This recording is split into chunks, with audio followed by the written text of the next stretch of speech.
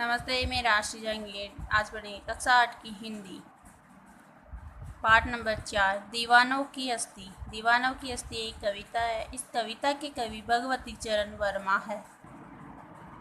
देखिए दीवानों की हस्ती कविता की पंक्तियाँ। हम दीवानों की क्या हस्ती है, आज यहाँ कल वहाँ चले, मस्ती का आलम साथ चला, हम धूल उड़ाते जहाँ चले। दीवानों का अर्थ है मस्ती भरा जीवन जीने वाला व्यक्ति अर्थात स्वतंत्रता सेनानी। हस्ती का अर्थ है सामर्थ्य। मस्ती का अर्थ है खुशी। आलम का अर्थ है संसार। ये कवि कहता है कि आज़ादी के लिए अपना सर्वस्व लुटा देने वाले वीरों का मन जोश से भरा हुआ है। इनके लिए देश की गरिमा सर्वोपरि है। उसके आगे इन्हें अपनी कोई हस्ती दिखाई नहीं देती है। ये आज़ादी के दीवाने हैं। लोगों में उत्साह पैदा करने के उद्देश्य से सारे देश में घूमते रहते हैं और ये जिस दिशा में भी अपने कदम बढ़ाते वहाँ उनके जोश और उत्साह का वातावरण बन जाता है। आए बनकर उल्लास अभी। उल्लास का अर्थ है खुशियाँ, प्रसन्नता। आंसू बनकर बह चले अभी, सब कहते ही रह गए, अरे तुम कैसे आए, कहाँ चले। कवि के अनुसार ये दीवाने लोगों के लिए हर्ष और उल्लास लाते हैं और जब वे वहाँ से जाते हैं तो उनके बंधुओं की आंखों में स्नेह के आंसू उमड़ पड़ते हैं और वे उनसे कहने लगते हैं कि अभी अभी तो आए थे, इतनी जल्दी कहाँ चल दिए, तुम्हें यहाँ कुछ दिन और रुकना चाहिए। देखिए आगे, किस ओर चले यह मत पूछो, चलना है बस इसलिए चले। कि दीवाने कहते हैं कि उनसे उनका आने जाने का पता मत पूछो क्योंकि उनका कोई निश्चित स्थान नहीं है। उन्हें बस अपने स्वतंत्रता रूपी लक्ष्य तक पहुंचना है, इसलिए चल दिए हैं। जग से उसका कुछ लिए चले, जग को अपना कुछ दिए चले। जग का अर्थ है संसार। कि इस संसार से उसकी कुछ यादें लेकर और अपनी खुद कुछ भावनाएं देकर आगे की ओर बढ़ जाते हैं। दो बात कही, दो बात सुनी, कुछ हंसे और फिर कुछ रोए। कि वे अपने देशवासियों के दुख सुख में साझीदार बनते हैं। वे उनके साथ हंसते और रोते हैं।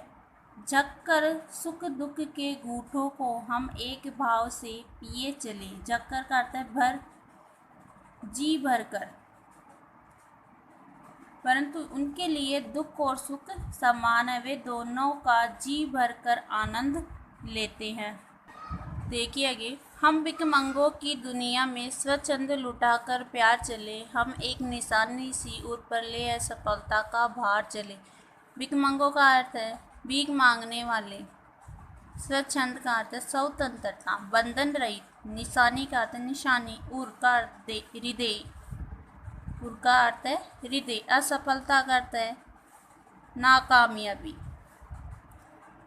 देखिए कवि कहता है कि देश के लिए दीवाने बने हुए बलिदानी कहते हैं कि देश के कुछ लोग देश से सदा कुछ ना कुछ चाहते ही रहते हैं, देश के लिए कुछ देने की बात नहीं सोचते हैं। ये लोग भिखमंगों के समान हैं। उन्होंने इन लोगों को देश से सच्चा प्यार करने की भावना सिखाई है। देश से निस्वार्थ प्रेम करना हर देशवासी का कर्तव्य है।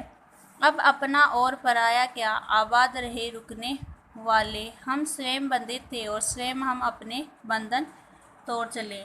देखिए कि इन देश प्रेम के दीवानों को इस बात का बड़ा पछतावा होता है कि निरंतर प्रयत्न करने पर भी वे देश को स्वतंत्रता नहीं दिला पाए। अपनी असफलता के इस बोझ को हृदय में धारण करने के लिए निरंतर अपने कर्तव्य को निभाते जा रहे हैं।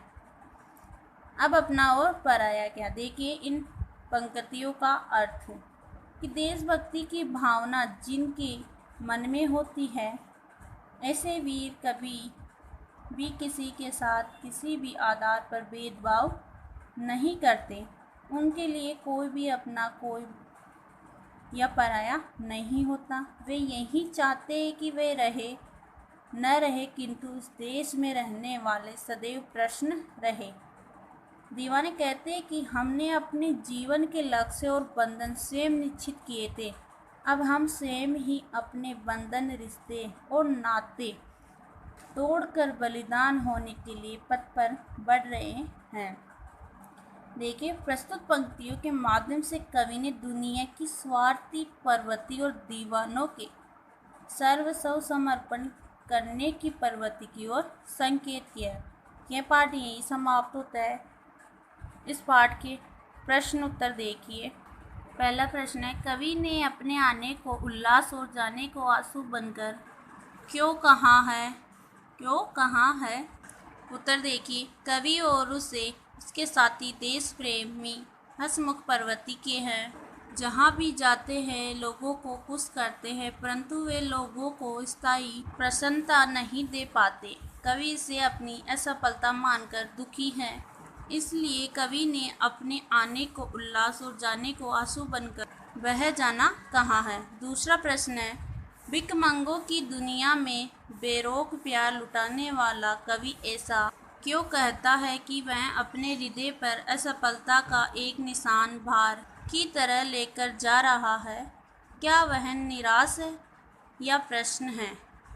देखिए इसका उत्तर, भिखमंगों की दुनिया में बेरोक प्यार लुटाने वाले कवि द्वारा अपने हृदय पर असफलता का एक निशान भार की तरह लेकर जाने का अभिप्राय यह है कि कवि दुखी और अप्रभावग्रस्त लोगों के बीच प्यार तथा अपनत्व प्रकट करते हुए उनमें खुशियाँ बांटता रहा, परंतु ये खुशियाँ थोड़े समय के लिए ही होती है। कवि उन्हें लंबे समय तक बनाए चाहता था, अर्थात उन्हें स्वतंत्रता रूपी अनमोल और स्थायी खुशी देना चाहता था, किंतु अपने इस प्रयास में असफल होने पर वह इसे अपने हृदय पर असफलता का बोझ मानता है। इससे कवि की निराशा प्रकट होती है।